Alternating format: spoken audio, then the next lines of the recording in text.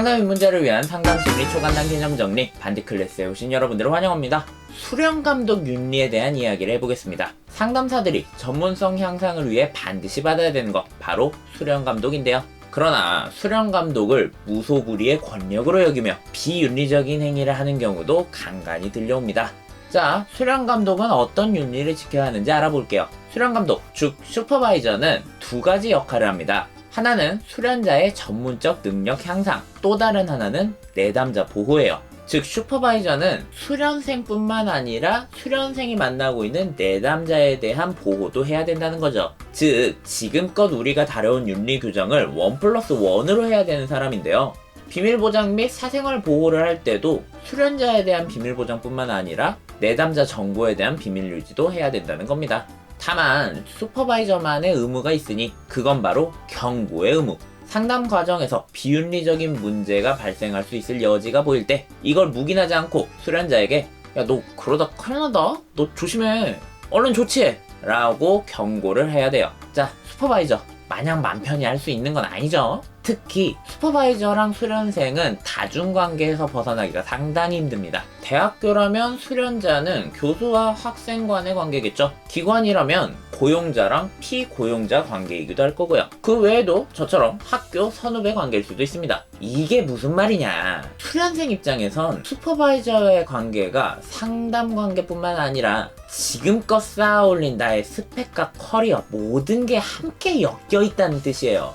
그래서 슈퍼바이저가 다중관계를 성숙하게 해결할 수 있는 높은 인격, 경계 다루기를 할 수 있는 정도의 사람이어야 됩니다. 실제로 수많은 연구에서는요, 슈퍼바이저랑 수련생의 다중관계 문제, 이걸 소개하고 있고요. 그 종류는 힘의 차이로 인한 갑질, 교육 비용에 대한 금전적인 착취, 성적인 관계 요구, 수련생의 자율적 판단 무시 등을 이야기합니다. 권력을 가지는데 그 권력이 통제력을 잃으면 아무리 훌륭한 상담사라 할지라도 이런 문제 발생할 수 있어요. 하여간 사람 사는 곳은 어딜 가든 똑같다니. 자, 이렇게 해서 상담 윤리와 관련되어 있는 반디 클래스를 마무리해보도록 하겠습니다. 소개하지 않은 상담사 윤리 내용으로는요, 비밀보장, 다중관계 이런 거 말고도 연구자로서의 의무, 가치관에 대한 조항 등등 정말 다양하게 되어 있어요. 본 시리즈를 구성하는데 큰 도움을 준 이 책에도 큰 감사를 올립니다. 그럼 마지막으로 제가 하고 싶은 이야기 하면서 시간 맞춰보려고 합니다. 스페리는 상담자의 윤리 발달 과정을 4단계로 나누었어요. 단계가 거듭될수록 상담사 윤리 규정을 철두철미하게 그대로 지킬까요? 아니요, 오히려 그 반대입니다.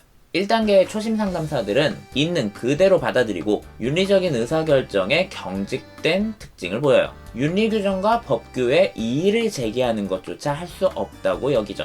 하지만 2단계, 3단계, 4단계로 나아가면서 윤리 규정과 법령을 바라보는 시선이 유연해진다고 합니다. 자신의 특성과 미덕을 계속 개발하면서 윤리적 도전에 직면하며 용기 있게 행동해요. 윤리 규정과 법규에 법규를 날리는 거죠. 무조건 지켜야 되는 윤리 규정, 절대적 윤리란 세상에 존재하지 않습니다. 한다, 하지 않는다라는 결론으로서 행동은 같을지라도 이건 왜 하면 안 되는지, 윤리 규정과 어긋나는 일이 내 윤리적 가치랑 맞지 않는데? 이럴 때 적극적으로 의문을 제시하는 것, 동료들과 슈퍼바이저들과 토의할 수 있는 것, 이런 문화를 형성하는 게 가장 중요해요. 깊은 고민과 사색 없이 원래 그랬으니까 이렇게 받아들인 윤리는요, 그 무엇보다 비윤리적이라고 생각합니다. 다양한 내담자를 만나며 개개인을 복합적으로 이해해야 하는 상담사라면 더더욱 그래요. 어느 정도 방골의 눈을 키워야 한다는 거죠.